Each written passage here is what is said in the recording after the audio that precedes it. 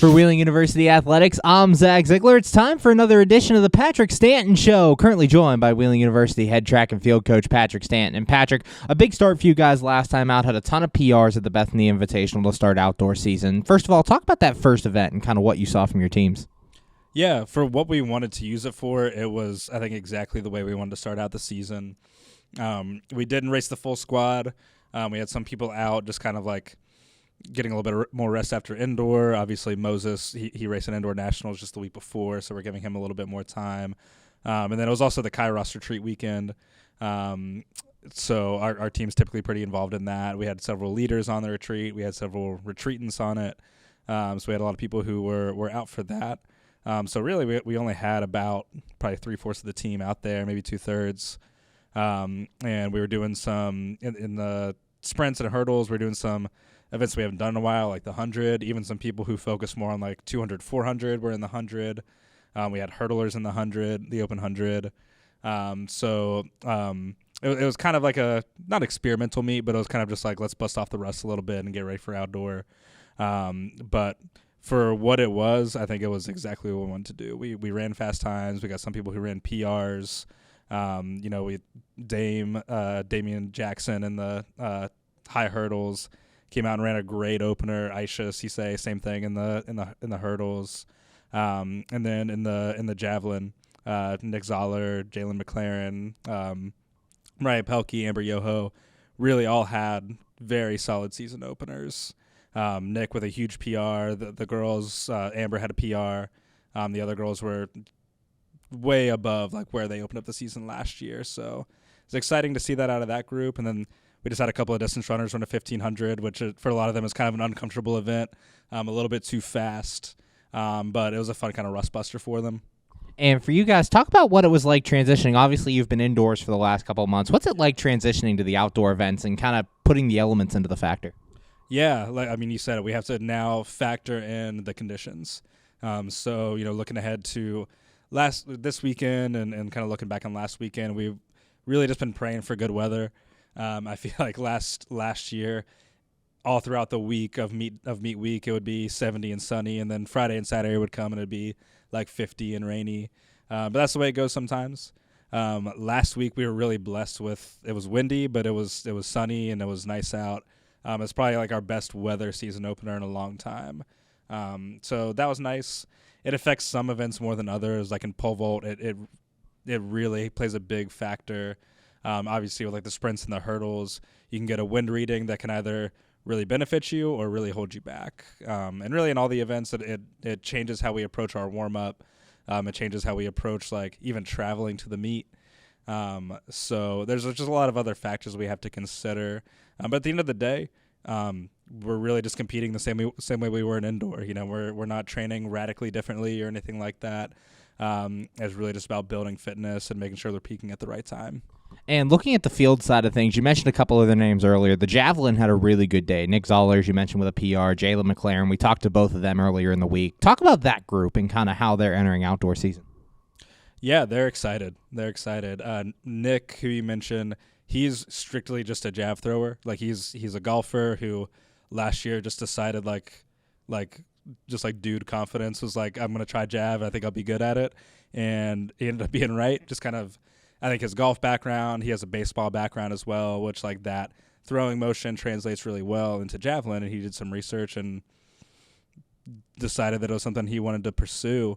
And him taking that extra investment in it over this last year to not just give it a shot and be someone who's like qualifying for conference and trying to make finals, but he's someone who now wants to win conference and try to make a run at hitting Provo and going to nationals. So he's taken a lot of time and investment in it and has been training specifically for that event since golf season ended.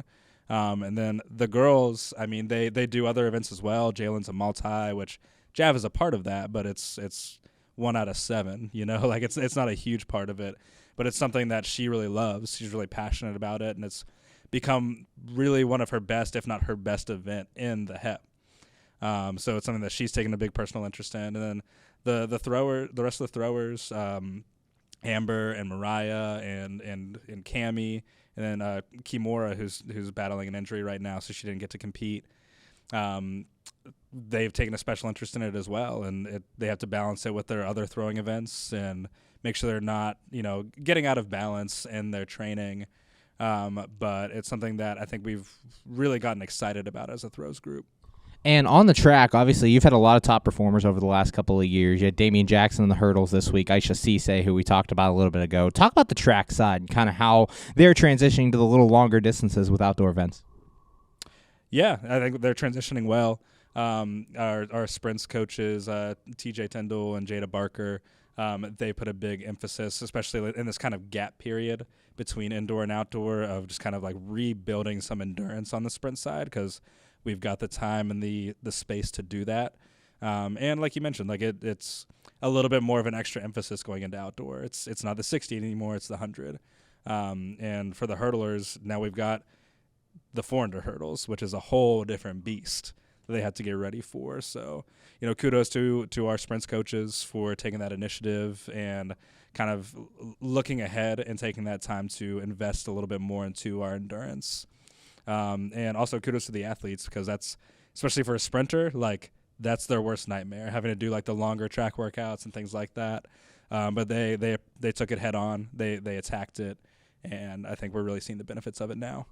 Currently joined by Wheeling University head track and field coach Patrick Stanton. And Patrick, you brought it up a little bit earlier. You're one of the big leaders in the Kairos event. We had that this past weekend. Talk about that event and kind of the athletes who went and some of the experiences they get to have. Yeah, I've been super blessed to be able to be involved in Kairos over the last couple of years. Actually, wasn't super involved in it this past semester because it's outdoor season. The date that they decided on, we had a meet, obviously. So it didn't make sense for me to be like super heavily involved, but I did help out where I could. Shout out to Cameron Gibson and Father Freddie, who from like an employee standpoint really took the reins. And they've both been excellent leaders in the past, and so it was a natural thing for them to take on a heavier load on it. And then shout out to the students, Jade, who is a swimmer. She's not a track athlete, but she was the rector this semester and did a really great job leading things. And then a lot of the other leaders were track kids, which I'm super proud of. Kiala, who was the rector last semester, was helping out this year, and Isaiah Browning, Zay Lewis, Alex Hill, Hunter Tomich, they were all leaders. Tara Perry. So to see that much track representation on the leadership side of it was super exciting. And then just what I've noticed as a coach and as someone who's helped out with the retreat, our students who go on the Kairos retreat come back as better leaders.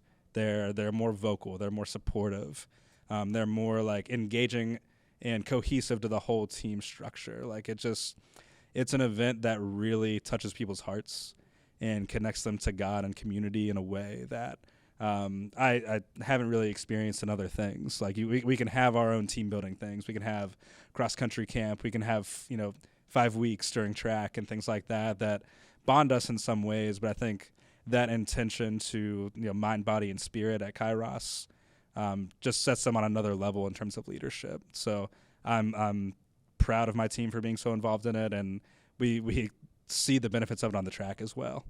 And looking ahead to this next meet, the Lee Flames Invitational, your first 2-day event of the outdoor season, talk a little bit about how the preparation is different for those 2 days events as opposed to the 1-day event in Bethany that you guys did last week. Yeah, I mean, from a training standpoint, it really depends on how the meet's split up. Like this one's kind of weird. It's a 2-day event, but the only events that we have on Friday are javelin and the 10K. So a lot of the team will only compete one day. I think just a couple of the people throwing javelin are competing both days, but that's it. So it really kind of varies meet to meet. It's really just from a preparation and travel standpoint. Like we have to make sure, okay, those who aren't competing on Friday, what are they doing Friday? Like, can we get them to the track to have a shakeout or a practice? How can we structure travel? Because we're traveling 8.5 hours. 8.5 hours on a bus or wherever it is can be taxing on the body. And so we got to make sure that we're giving the athletes time to kind of adjust, get a little shakeout in, and be ready to actually compete, not just travel and get the excitement of going to a big meet like that, but actually go down there and compete and make the most out of it. So it's really just kind of like a planning standpoint.